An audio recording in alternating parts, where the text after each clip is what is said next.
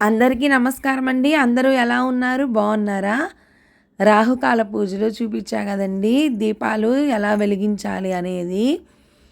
గోపద్మ వ్రతం గురించి కూడా చెప్పా కదండి. శ్రీకృష్ణుల వారు రుక్మిణీ మాతకి చెప్పిన ముట్టు దోష నివారణ వ్రతం గురించి.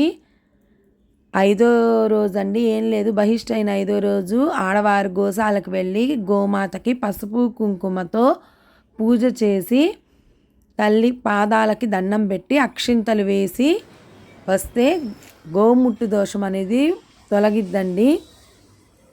పురాణాల ప్రకారం అయితే అది చాలా ఉందండి. 5వ రోజు ఆ గోమాత వెనకాలే వెళ్ళి గోమాత ఎక్కడైతే కూర్చొని ఉంటారో అప్పుడు మాత్రమే వాళ్ళు ఇంటికి వచ్చి ఏదైనా తినడము అలా చేయాలండి. అది కష్టం కాబట్టి కలియుగంలో ఆడవారు 5వ రోజు స్నానం చేసిన తర్వాత గోశాలకు వెళ్ళి గోమాతకి పసుపు కుంకుమ అక్షింతలతో పూలతో పూజ చేసి ఆ అక్షింతలు తల మీద చల్లుకొని వస్తే ముట్టు దోషం అనేది తొలగిద్దని చెప్పారండి గురువుగారు. అలానే ఎవరైనా రాహుకాల పూజలు చేసుకోవాలన్నా అమ్మవారి గుళ్ళో చేసుకుంటారు కదండి.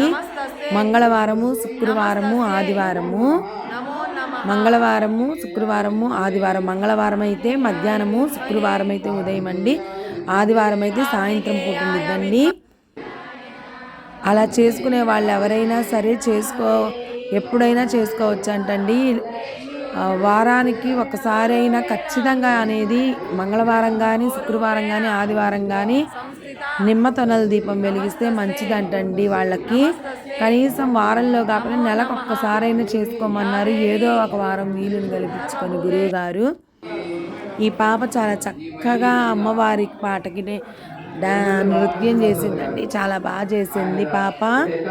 ఐగిరి నందిని ఆ పాటకి. ఆ పాపని సన్మానిస్తున్నారు గురువుగారు. మంచి అనేది ఎక్కడున్నా మంచే కదండి. అందువల్ల ఆషాఢ మాసం కదండి, అందరూ గోరింటాకు పెట్టుకున్నారా అండి? కాలంలో గోరింటాకు అనేది దొరకటం లేదు ఎక్కువగా. ఎవరికైనా చెట్టున్నా వాళ్ళు ఖచ్చితంగా పెట్టుకోండి. అదేంది అని మాత్రం అనుకోవద్దు, పెట్టుకుంటే చాలా మంచిదండి. ఆ రోజు హోమం చేశారు కదండి, ఇంకా పూర్ణాహుతి అంతా చేసేసిన తర్వాత గురువుగారు చక్కని మాటలు వివరిస్తున్నారండి. ఇంకొక అవకాశం కూడా ఉందండి. ఏంటంటే ఎవరైనా ఒంగోలులో ఉన్నోళ్ళకి కానీ లేదంటే అవకాశం ఉన్నోళ్ళకి కానీ ఎవరికైనా అండి, ఈ 3 రోజుల నుంచి గోత్రి రాత్రి హోమాలు చేశారు కదండి, ఆ హోమంని అదిగోండి ఇటుకలు పేర్చి చేస్తారండి.